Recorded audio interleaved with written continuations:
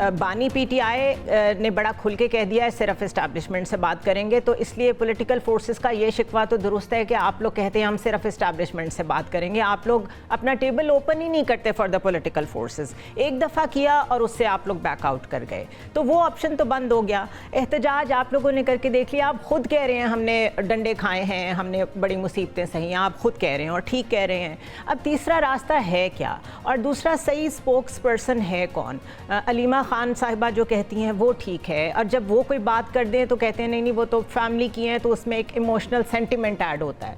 फिर वही बात अल्फाज बदल के सिर्फ अगर बैरिस्टर अली ज़फ़र कह देते हैं तो उसके ऊपर भी बाद में उसके ऊपर बिल्कुल ज़ीरो कर देते हैं उसको बानी पीटीआई अपनी एक स्टेटमेंट से। I am just trying to understand what is the strategy here.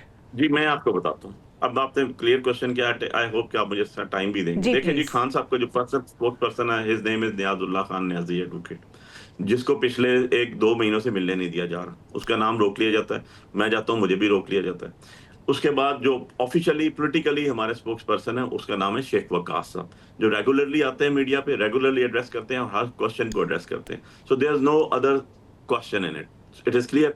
अब मैं आज तो अपने लाया उमर के ऊपर, आप कह रही हैं कि जी पाकिस्तान की जब वॉर हुई उस टाइम सारे इकट्ठे थे, यार हमने बड़ापन का मुजाहरा किया ना, और ये चीज DGISPR ने एक्नॉलेज की। सब नहीं, नहीं आज तक नवाज शरीफ की मुझे एक स्टेटमेंट दिखा दें, सोशल मीडिया, इलेक्ट्रॉनिक मीडिया, मैं क्यों छोड़ दूं? नहीं, मैं उनकी बात नहीं कर रही, मैं देखिए आप पर्सन स्पेसिफिक होके बात करेंगे तो फिर ये पर्सन स्पेसिफिक होगा।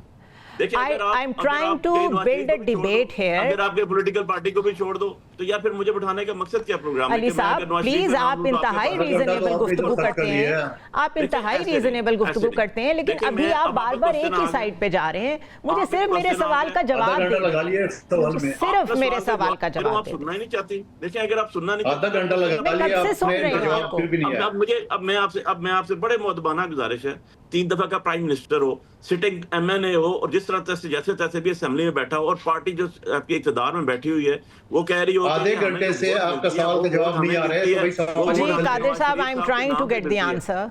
मैं नवाज शरीफ साहब से मिलती है और नवाज शरीफ साहब का एक प्रिंट मीडिया आधा घंटा हो गया, आप जवाब नहीं दे सकते, तो सवाल ही बदल गया। स्टेटमेंट ना, और आप मुझे कहें कि जी आप उसको जिक्र ही ना करें। इतना मुश्किल सवाल कर लिया कि बेचारा आधे घंटे से आपने जिक्र कर दिया ना, अब मेरे सवाल का जवाब दे दें कि मसला आगे कैसे बढ़ेगा, मुझे ये बता दें। हो गई बात, पॉलिटिकल पार्टीज के साथ हमने बात कर ली, पॉलिटिकल पार्टी ने जो है मौलाना के साथ आप करीब आके इतनी दूर कैसे हो गए? आप लोग क्यों नहीं अलायंस बना पाते? मसला सिर्फ ये है कि डेमोक्रेटिक वे में अगर मूवमेंट चलानी है ना, किस तरह, मतलब what do you mean by that नहीं बना सकते? क्या राजा नासिर साहब हमारे साथ नहीं बैठे हुए? कहां है? क्या राजा नासिर साहब नहीं बैठे हुए?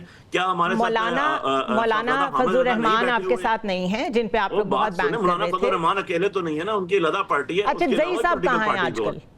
अच्छा ज़ही साहब हमारे साथ बिल्कुल बैठे हुए हैं, ऑनलाइन है। तो हमारे साथ सिंध की जो पार्टीज हैं वो हमारे साथ GDA बैठी हुई है, उनके साथ हमारे मामला ये ऑप्टिक्स में नजर आना चाहिए ना। कोई नहीं है, आप लोग मूवमेंट चलाने जा रहे हैं, बंदूक लेके सड़क पे खड़े हो जाएं यार। अली साहब ये तो डिबेट नहीं हो रही ना, ये तो फिर आप रिएक्ट कर रहे हैं। आप क्वेश्चन करती हैं और आप जवाब सुनना नहीं चाहती। अब मैं आपकी मैंने बहुत टाइम दिया आपको, मैं कादिर साहब की तरफ जाऊंगी। कादिर साहब इस तरीके से क्या मुल्क चलते हैं? अब मैं आपसे न्यूट्रल क्वेश्चन कर रही हूँ, प्लीज डोंट से कि मुझे किसी ने कहा है, आपके सामने है, मैंने उनसे भी बड़ी कोशिश की है अपना सवाल देने की, लेकिन वो अपना पॉइंट ऑफ व्यू देते रहे हैं। इस तरह मुल्क नहीं चलते ना। देखिए हमने बड़ा यूनिफाइड फ्रंट दिखाया इन क्राइसिस में जो पाकिस्तान और इंडिया के दरमियान हुए, उसका क्रेडिट सबको जाता है। अगर कोई ये कहता है ना सिर्फ मुझे जाता है तो वो गलत बात है, सबको क्रेडिट जाता है। यही यूनिफाइड फ्रंट हमें आगे भी चाहिए, because the war is not over yet. वो खुद कह रहे हैं कि हमने अभी सिर्फ पॉज किया है, सीज फायर को आप ये ना समझें कोई परमानेंट मसला हल हो गया है। खुदा न खास्ता दोबारा सिचुएशन क्रिएट होती है, we would need that unified front again. मैं ये जानने की कोशिश कर रही हूँ कि क्या इस चीज़ का पाकिस्तान की सारी पॉलिटिकल लीडरशिप को इदराक है कि ये कितना ज़रूरी है? क्या मुझे इतनी टाइम की इजाजत है जितनी अली बुखारी साहब ने आपने उसको दिया है? बिल्कुल है। चलो सही। पहली बात तो ये कि मैं आपके सवाल का डायरेक्ट जवाब दे देता हूँ, उसके बाद थोड़ा सा मुझे टाइम दीजिए, मैं इनके सवालों का जवाब भी दे दूँ।